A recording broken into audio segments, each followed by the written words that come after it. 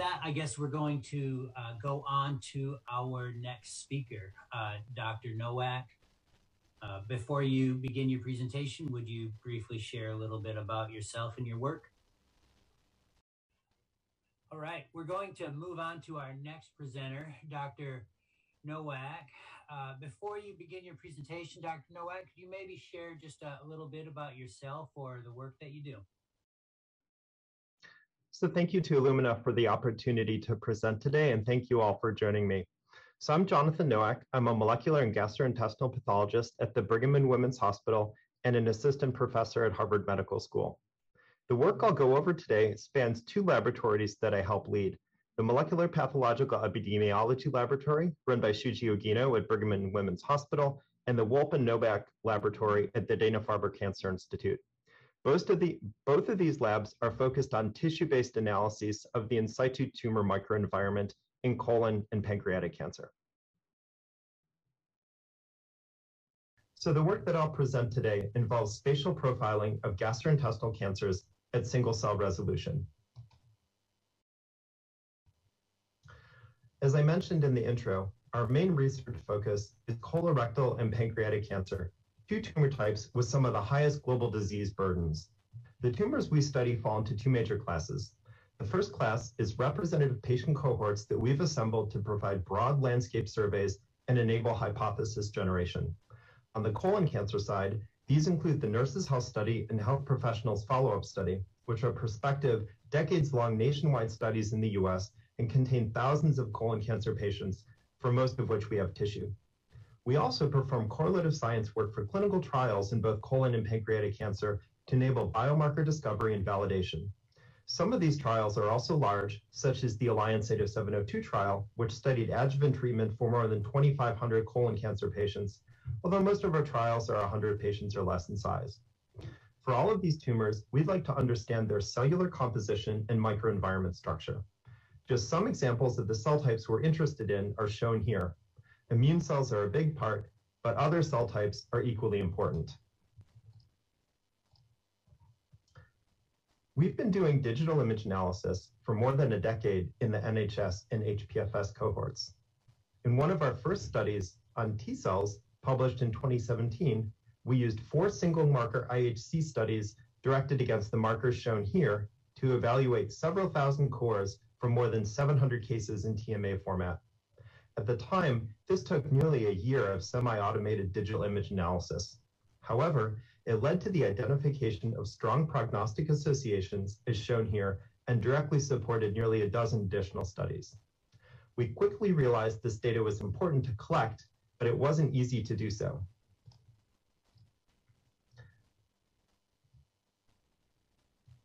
Since that time, we've entirely switched our assays over to multispectral immunofluorescence and use a fully automated pipeline driven by pathologist-supervised machine learning.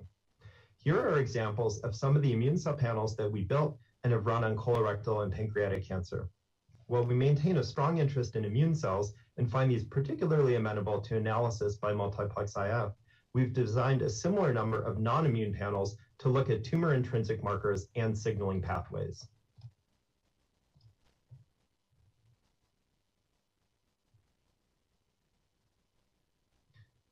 And with that in mind, I wanted to present data from 3 different projects today that each draw from the power of in situ multiplexed immunofluorescence, and which would have been difficult or impossible to do with other approaches.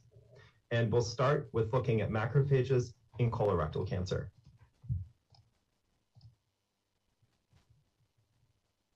In contrast to T cells, which have been extensively studied in colon cancer, macrophages are just as abundant, yet much less well understood. Part of this might be due to the fact that macrophages are morphologically inapparent as compared to lymphocytes. Additionally, while there are good markers for defining base macrophage populations, further classification is more challenging in tissue. Many of you are familiar with the concept of macrophage polarization, which is an estimate of macrophage activation type at a given point in space and time.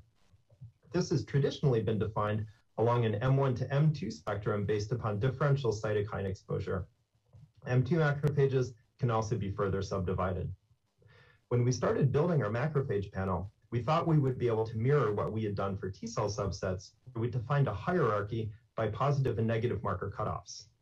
However, as we began screening promising macrophage polarization markers in colon cancer tissue, it quickly became clear that this wouldn't work. What we found is that multiple markers would overlap, although not completely. While it was true that M1 markers and M2 markers tended to co-express together, there were many cells that expressed variable levels of both M1 and M2 markers. This really suggested to us that we needed to analyze our cells along a spectrum of polarization states. We ended up designing a 7-plex multiplex IF panel that contained CD68 as a base macrophage marker, 2 M1 markers, CD86 and IR5, and 2 M2 markers, MRC1 or CD206, and MAF, that we found to be highly yet variably expressed in colon cancer. Examples of M1 mixed and M2 polarized macrophages are shown in panel E. Normalized intensities for the 4 polarization markers are measured in each CD68 positive macrophage and then integrated into a single M1 to M2 index score using the formula shown under F. This allows us to place each macrophage at a single point on an M1, M2 polarization spectrum and also allows us to measure the degree or strength of polarization. These data can then be summed or aggregated at a case level. Here's the overall distribution of macrophage density and polarization across our cohort of 920 tumors. Overall, macrophage density is high, ranging from 100 to 1,000 macrophages per square millimeter, and there's no association between density and polarization state. We also evaluated whether the densities of differentially polarized macrophages would be associated with histologic lymphocytic reaction patterns. Overall, we found that M1 polarized macrophage density was significantly associated with tumor-infiltrating lymphocytes and intratumoral periglandular lymphocyte reaction, as shown here, along with peritumoral and Crohn's-like reaction. And this was true in both stromal and intraepithelial regions. In contrast, M2 polarized macrophages did not associate with any of the 4 lymphocytic reaction patterns. Overall, these results suggested that differentially polarized macrophages are performing different functions in the colon cancer microenvironment. We were also able to look at survival in our cohorts. As you can see in the top left, higher stromal densities of M1 macrophages were strongly associated with longer colon cancer-specific survival. In contrast, higher stromal M2 macrophage densities tend toward worse survival. Finally, looking at the M1 to M2 density ratio, irrespective of overall density, shows longer colon cancer-specific survival for tumors dominated by an M1 polarization state. Microsatellite instability status was a strong determinant of overall macrophage densities. Tumors with an MSI high phenotype had higher densities of both intraepithelial and stromal macrophages. Moreover, higher intraepithelial and stromal densities were observed in tumors harboring other characteristics commonly associated with an MSI high phenotype, including higher tumor grade. Higher intraepithelial macrophage densities were also associated with proximal tumor location and a higher neoantigen load. Taken together, these results suggest that compared to microsatellite stable tumors, MSI high tumors are characterized by more pronounced macrophage infiltration adjacent to tumor cells and M1-like polarization of stromal macrophages, which may reflect higher immunogenicity of these tumors. So for the next part of the talk, I'll tell you about our recent findings on neoadjuvant therapy and its effects on the pancreatic cancer immune microenvironment.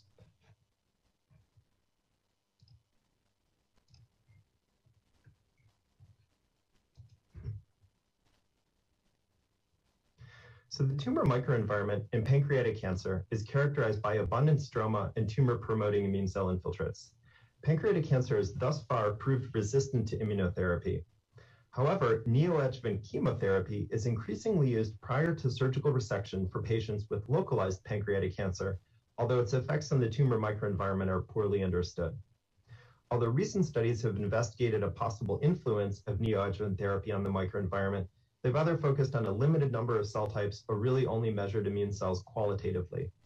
The goals for our study were to determine the distribution of immune cells in resected pancreatic cancer at a landscape level, and then to investigate the role of neoadjuvant therapy in potentially modifying immune cell composition. We employed 3 custom-built multiplex immunofluorescence panels with the markers shown here in conjunction with digital image analysis and supervised machine learning.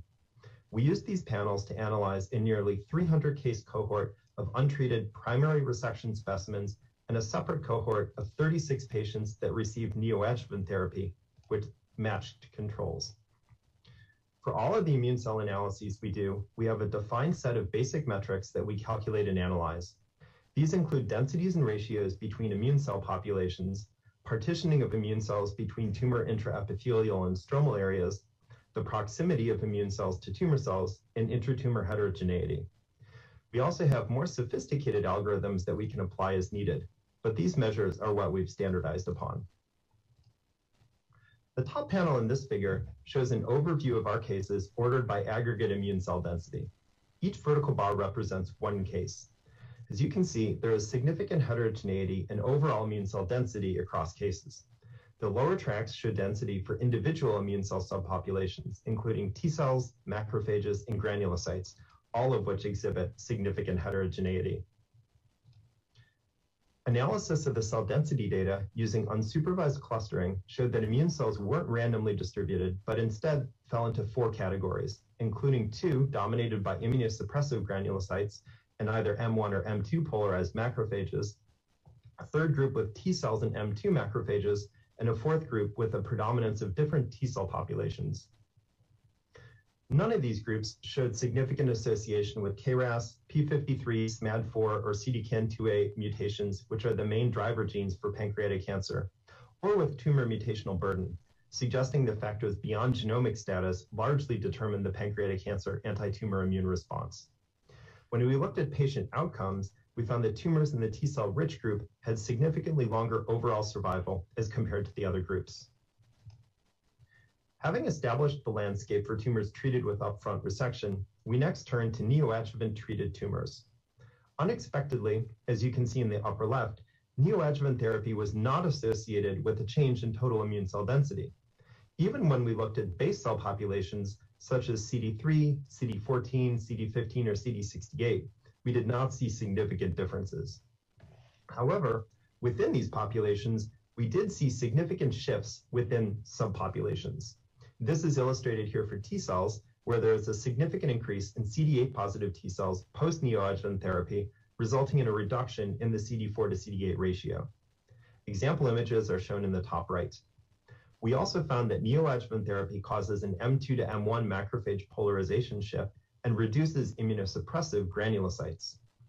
We then asked how the neoadjuvant cases clustered in comparison to upfront resected tumors. As shown in the Sankey plot in the lower right, neoadjuvant therapy preferentially shifted cases into the T cell rich cluster and away from myeloid dominated clusters. In our prior work, we had asked whether spatial relationships between tumor cells and immune cells could affect immune cell associations with outcome.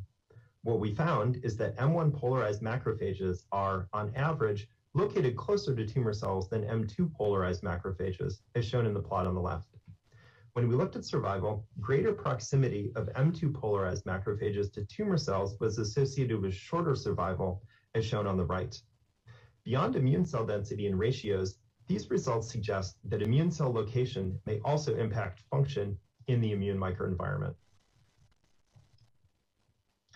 Based on our prior observations about macrophage localization and outcome, we wanted to know whether neoadjuvant therapy could alter macrophage localization. While neoadjuvant therapy did not alter overall macrophage densities, it did associate with a marked increase in intraepithelial macrophages, as shown in the top left, and this is really driven by M1s. In addition, neoadjuvant therapy caused M1 macrophages to be located closer to tumor cells as measured by higher G-cross AUC values in the lower left. M2 macrophage locations were not affected. As we were doing this analysis, we noticed that these changes tended to be more pronounced for tumors that had a good histologic response, meaning that most of the tumor epithelial cells had disappeared, than for tumors with a poor histologic response. When we quantified this observation, we did find that good responders have higher intraepithelial M1 macrophage densities and stromal M1 macrophage densities, and that the M1 macrophages are actually closer to tumor cells, hinting at macrophages being drawn towards and into tumors by neoadjuvant therapy. And although our numbers were small, we did look at intraepithelial M1 macrophage density and proximity to tumor cells in neoadjuvant treated patients and found that both associated with better overall survival. For the third part of the talk, we will turn to our studies of transcriptional subtype plasticity in pancreatic cancer. Over the past decade, numerous studies have used bulk RNA sequencing to examine pancreatic cancer transcriptional profiles. Although there are multiple classification schemes, all of these approaches identify a basal-like subtype of pancreatic cancer that associates with poorer outcomes. Some clinical data suggest that subtypes have different responses to chemotherapy. The determinants of subtype are not well understood, although we know this is not something that is genomically encoded. To better understand how transcriptional subtype is specified and organized within tissue, we decided to build a multiplex immunofluorescence assay that allows us to move from RNA space into protein space for analysis by looking at expression of 3 classical and 3 basal markers within individual tumor cells on a slide, as shown in the table on the right. Here are example images showing how the panel performs across 3 different tumors. On the left of panel A is a tumor with expression of purely classical markers, while the right shows a near purely basal tumor. In contrast, the middle tumor shows expression of both basal and classical markers. In many cells, as shown in the green cell subtype track, both classical and basal markers are co-expressed. This was a somewhat unexpected finding, so we went back and carefully looked at how our protein-based subtyping compared with either bulk RNA sequencing calls, as shown in panel B. Sorry, we'll just go back for 1 second. Or single-cell RNA sequencing calls in panel C.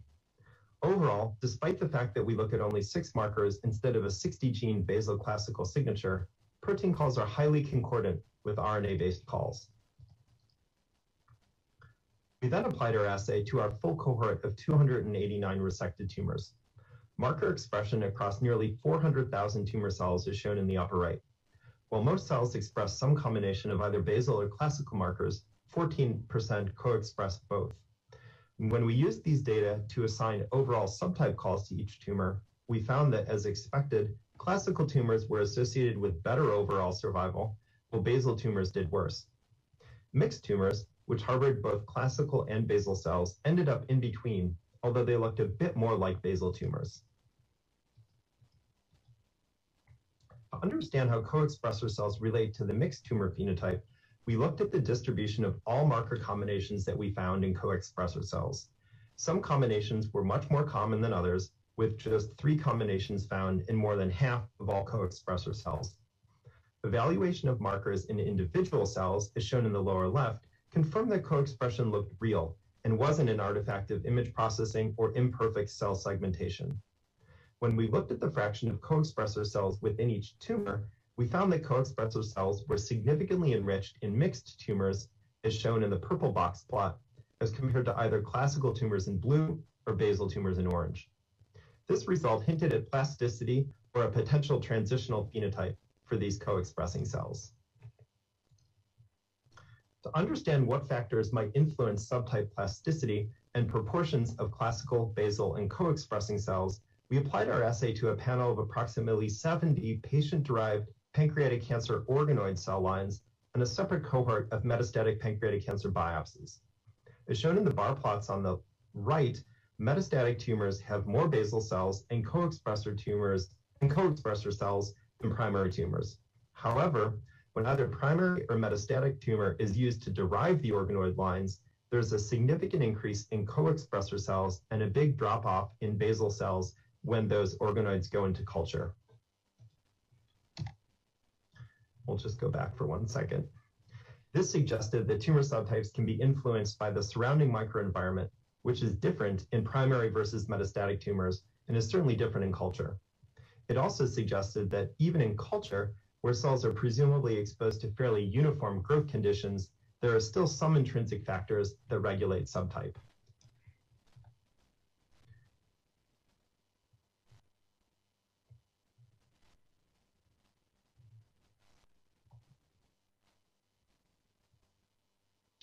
To put the subtype determination question in more abstract terms, we came up with 3 potential mechanisms that could explain our results. We already knew that genomic status does not determine subtype. Through a variety of spatial analyses that I won't show today in the interest of time, we determined that options 1 and 3 were unlikely. This made signaling gradients and interactions with other cells in the tumor microenvironment likely candidates for mechanisms of subtype determination and organization. To address this question, we needed a new technologic approach, and we turned to the GeoMx digital spatial profiler from NanoString. By using this immunofluorescence-guided approach, we were able to measure RNA expression within very precisely defined tissue regions. An example case is shown in the lower left, where we've picked 6 regions of interest for analysis from a resected pancreatic cancer. Within each of those 6 spots, we use cytokeratin expression in tumor cells to define an area of interest for expression profiling. We can also use it to define concentric rings of pure stromal and immune cells in 25 micron widths surrounding each tumor gland, as shown on the right. This allows us to decompose each ROI into 3 separate spatially defined areas of interest that can be translated into photomasks for cleavage and collection of hybridized RNA probes. In our pilot study, we analyzed 3 classical tumors and 1 basal tumor using whole transcriptome analysis. We profiled 7 to 8 regions of interest per tumor and decomposed each ROI into 3 separate areas of interest. Clustering of the 89 areas that passed QC thresholds showed that the 2 major axes of variation separate basal versus classical epithelial regions, as shown by the horizontal axis, and stromal and immune versus epithelial regions, as shown on the vertical axis. Epithelial regions from each tumor form separate tumor-specific clusters, as you can see in red. All 3 classical tumors are in the lower right, while the basal tumor is at the far left. In contrast, stromal and immune areas from classical tumors are more dispersed, as shown in the cloud of green and blue triangles at the top, whereas stromal and immune regions from the basal tumor cluster separately and are actually closer to the basal epithelial regions. These results indicated that our spatially defined transcriptomes harbored unique data that reflected, hopefully, each tumor's microenvironment. As a sanity check, we looked at expression of our known classical and basal markers by RNA.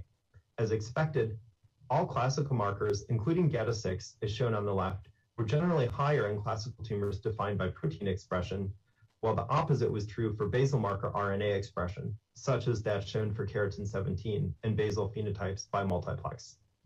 We've also found that we can identify genes and pathways that are differentially expressed between both of the stromal and immune cell rings, as shown for classical tumors on the right. By combining these results with epithelial area transcriptional data, we're hoping to understand the paracrine signaling mechanisms that drive crosstalk between tumor cells with either a basal or a classical phenotype and the surrounding microenvironment, and that are responsible for the spatial organization of immune cells, particularly macrophages, that we've observed in both pancreatic and colon cancer. So in summary today, we've spoken about macrophages in colon cancer as a significant component of the tumor microenvironment and found that their polarization state rather than their density drives prognostic associations. We also showed how this polarization state can be assigned in situ at single cell resolution. We looked at the effects of neoadjuvant therapy on the pancreatic cancer immune microenvironment and found that there are 4 main patterns of immune cell infiltration in primary untreated tumors, and that neoadjuvant therapy can alter that subtype composition, although it doesn't change overall immune cell densities by pushing tumors into a more T-cell rich anti-tumorigenic state. We also found that there's differential localization of M1 and M2 polarized macrophages that has prognostic significance and associations with degree of response for neoadjuvant treatment. Finally, for our transcriptional subtype studies of pancreatic cancer, we found that there is a great opportunity to translate between RNA and protein space, and that looking at protein-based markers allow us to identify tumor level and single cell level heterogeneity. And finally, these options to identify basal versus classical cells in conjunction with spatial transcriptional profiling may help us understand the microenvironmental cues that set up for pancreas. So many people have contributed to this work across labs, and just some of those most important individuals are listed here. And so that will bring us to our conclusion. And thank you, everyone, for listening. Boy, that was a great presentation, Dr. Nowak. Really striking how diverse all of these tumors you were looking at are. And the spatial representation really helps drive that home. I wondered if, thinking about all of the differences between the protein and the RNA, they obviously both have value. Can you kind of point to some of your use case for when one is especially valuable versus the other? Yeah, I think we really see them as kind of complementary approaches in the lab. Protein, you might argue, at the end of the day, is most biologically relevant. And it's often easier to study in large cohorts of archival specimens where you have hundreds or sometimes several thousand patient tumors that you'd like to interrogate. One of the downsides of it is that it's hard to be very broad and kind of unbiased. You usually have to pick the markers you're going after first, and it's frankly a lot of optimization and validation to even build a single multiplex panel. In contrast, if you're able to work in the RNA space, you can potentially analyze all the genes at once. And so you can be much broader and use that for more kind of discovery-based approaches, with the downside that it tends to be harder to process many tumors. And in some cases, RNA sort of assays don't hold up quite as well for things that are older or archival or potentially collected from many different hospitals. I'm curious, you mentioned all of those different sample sources. Are you able to utilize different types of samples already available to you with this technology platform, or do you have to do fresh new samples? Yeah, that's a great question. So we really try to build our assays in the lab to work with formalin fixed paraffin embedded tissue, which is the common way that all tissue that's collected in the hospital is treated. It's very stable. It's a cheap, accessible way of doing things, and it means that we can collaborate with institutions across the country or even the world and not have to worry about getting fresh tissue or things fixed in special ways into assays. And so, you can certainly do fancier approaches with some other techniques, but being able to work with FFPE really allows you to cast the broadest possible net across essentially all patients. Well, I'd be remiss if I didn't try to get some idea of where you're looking for additional cues about the microenvironment. Where do you think you're going to go next with your research? Yeah, so we're just getting started with that, but I think that will really set us off in kind of a totally different direction. I think we'd like to show the approach that I kind of highlighted in our pilot study, really at scale, and to look across 100 tumors or more with this kind of spatially defined stromal microenvironment and then tumor expression. And I think we're going to learn a lot from that. I think it will also be really exciting to start looking at expression of individual markers within only a subset of tumor cells and looking at the areas surrounding those to see, is there something different in the fibroblasts next to a tumor cell that's positive for a specific marker, as opposed to the fibroblasts next to a tumor cell that's negative for that marker. There's really kind of so many different experiments that you can come up with for any marker that's expressed somewhere in the microenvironment in a subset of cells. I would love to carry this conversation further, but I think that's all the time we've got today. If any of the people in the audience have questions that we didn't get to, please don't be shy. Put them into chat, and we'll try to get those responses out to you in the coming days. Thank you, Dr. Nowak. That was great, and thank you to all of the speakers that I've had the opportunity to chat with today. This actually concludes our first ever MORE symposium. We appreciate everybody in the audience and all of the participants taking the time out of their busy schedule to attend or participate. And we hope that this virtual platform helped you build some relationships with one another, strengthen your network, and come up with new ideas about how you might leverage additional ohms as you research whatever field of biology it is that you're into. And we are confident that all of the sponsors, along with Illumina, were able to provide valuable information to you and make this something that was worth your time. So thank you very much, and we look forward to seeing you all in the near future. Thank you.